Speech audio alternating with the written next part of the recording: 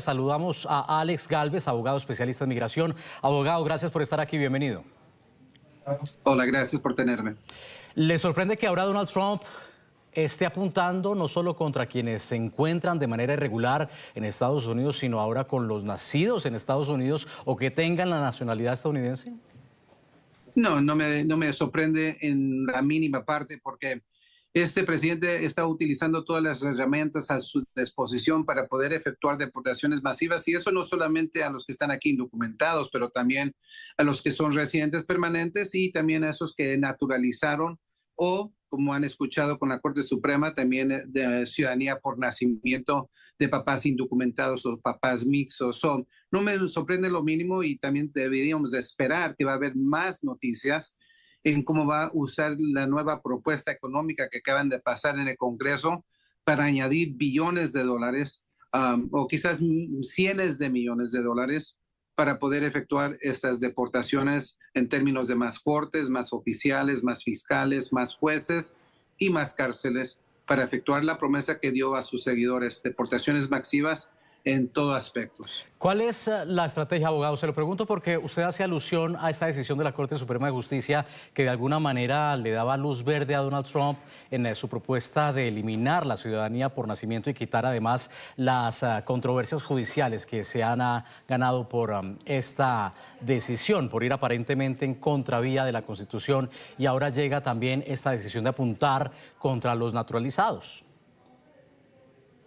Sí, pero primeramente la Corte Suprema no dio un fallo final cuando se trata de la ciudadanía por nacimiento. Todavía sigue siendo protegida por la 14ª enmienda de la Constitución. Sí está siendo litigada en las Cortes inferiores y se espera que este tema, esa pregunta legal, va a llegar a la Corte Suprema. El fallo de la Corte Suprema de la semana pasada solamente dio más indicaciones en cómo un juez federal local no puede frenar una acción ejecutiva a nivel nacional.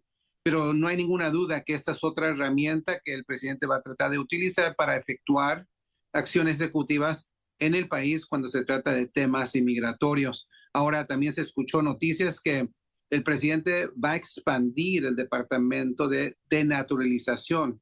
Ese es un departamento que existió en los años de Obama, pero que en verdad no tuvo mucho vigor. Desde 1990 a 2017 nomás hubo 305 casos donde se perdió la ciudadanía de un naturalizado aquí en Estados Unidos.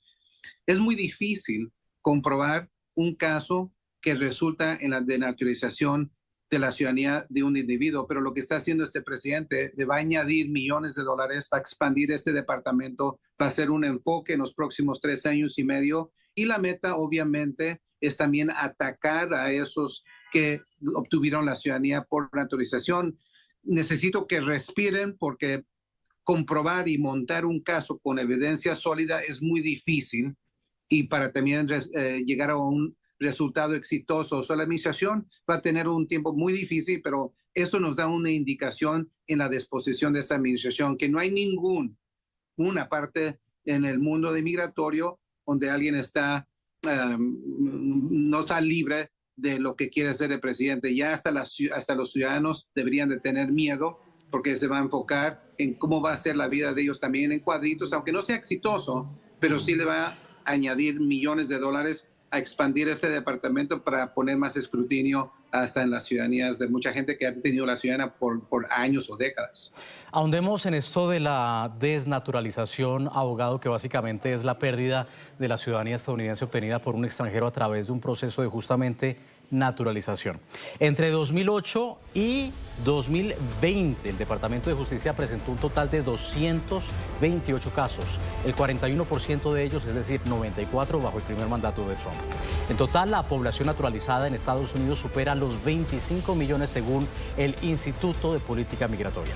Trump ordenó a la División Civil del Departamento de Justicia priorizar y promover al máximo los procedimientos de desnaturalización contra quienes se hayan naturalizado de manera legal mediante la ocultación de hechos o tergiversaciones bajo los siguientes 10 criterios. 1. Personas que representen un peligro potencial para la seguridad nacional, incluidos aquellos con vínculos con el terrorismo, el espionaje y la exportación ilegal de bienes, tecnología e información sensible desde Estados Unidos. Seguimos.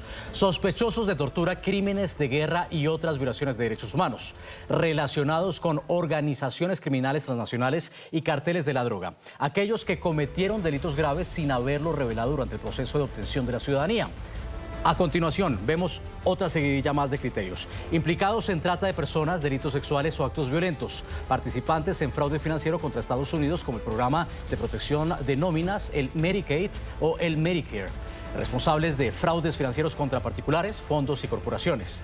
Y además, naturalizados por corrupción gubernamental, fraude o tergiversaciones, casos remitidos por la Fiscalía o relacionados con cargos penales pendientes, y cualquier caso remitido por la División Civil del Departamento de Justicia que se considere lo suficientemente importante como para ser investigado, aunque según el documento, esas categorías no limitan la capacidad para investigar casos de otra naturaleza. Abogado, ¿qué deben saber esas personas que quizá nos están viendo, que fueron naturalizados y que tienen miedo?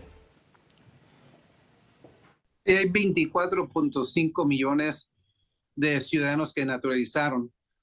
Y la cifra que dices desde 2008 hasta el presente, en verdad es una cantidad muy, muy baja cuando comparas 24.5 millones de ciudadanos que obtuvieron la ciudadanía por naturalización. Pero tenemos que clarificar unas cuantas cosas. Primeramente, cuando uno obtiene la ciudadanía, delitos después de eso no puede causar que pierdan la ciudadanía. Sí hay excepciones. Por ejemplo, actividad de terrorismo.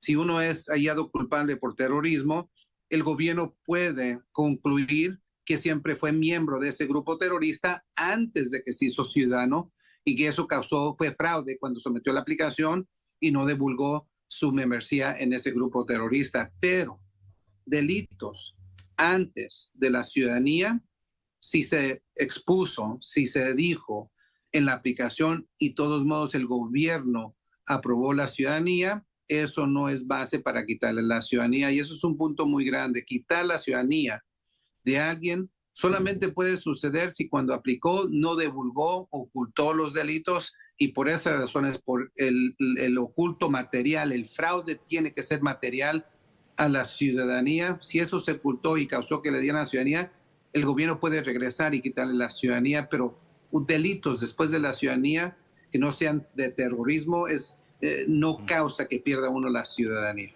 Ahora, es importante lo que vamos a presentar a continuación. Esta ofensiva migratoria apunta ahora también contra ciudadanos estadounidenses. Esta semana, durante su recorrido por el nuevo centro de detención de migrantes en Florida, Alligator Alcatraz, Trump pidió deportar a personas incluso nacidas en Estados Unidos, eso sí, si han cometido crímenes. Veamos.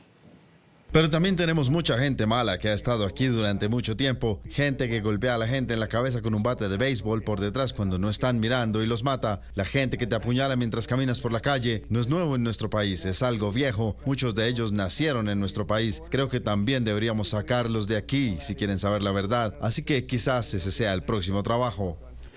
Es decir, acá está en juego no solo los irregulares, los indocumentados, ahora los naturalizados, sino también quienes hayan nacido en Estados Unidos, si son criminales. El presidente no tiene el poder absoluto de crear nueva ley.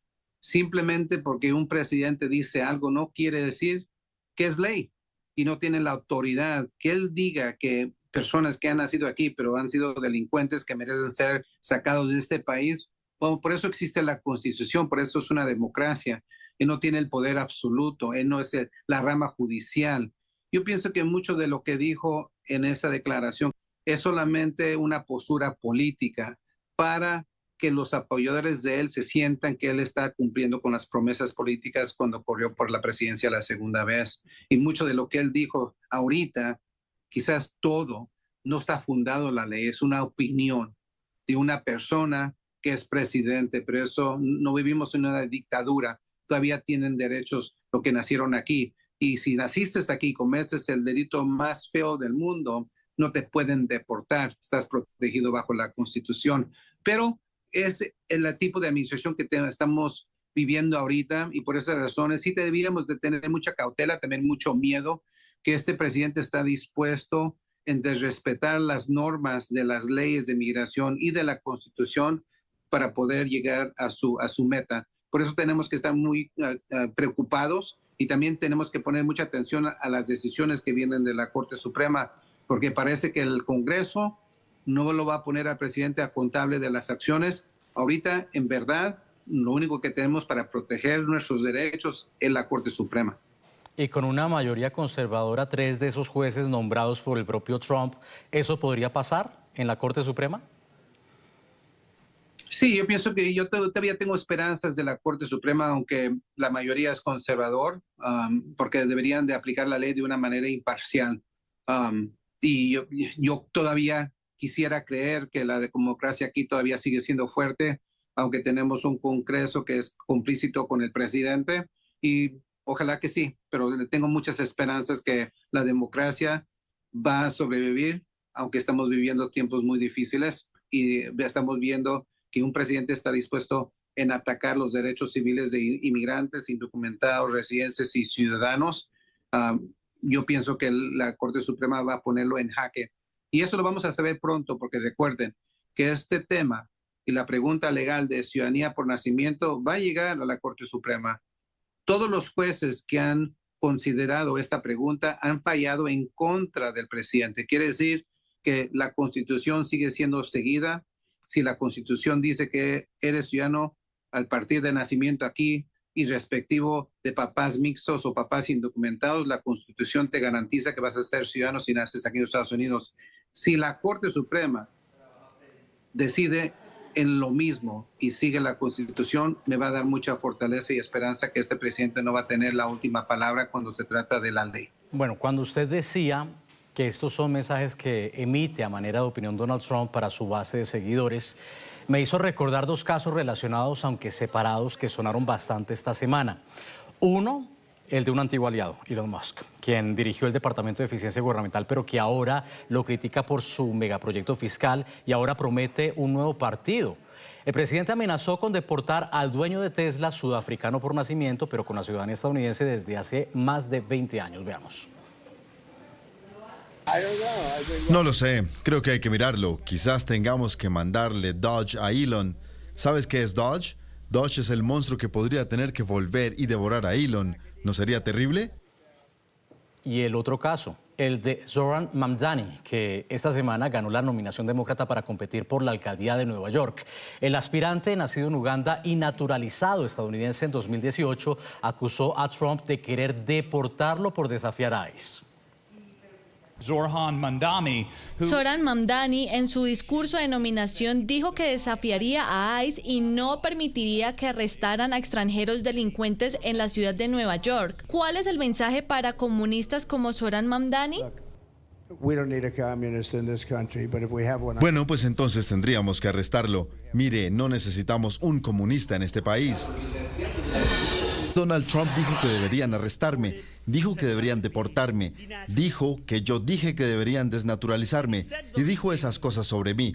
Alguien que se perfila como el primer alcalde inmigrante de esta ciudad en generaciones, alguien que también sería el primer alcalde musulmán en la historia de esta ciudad. ¿Es entonces un arma política? ¿Realmente Donald Trump tendría los dientes, para claridad de nuestros televidentes, de deportar a opositores políticos como Mamdani o Elon Musk?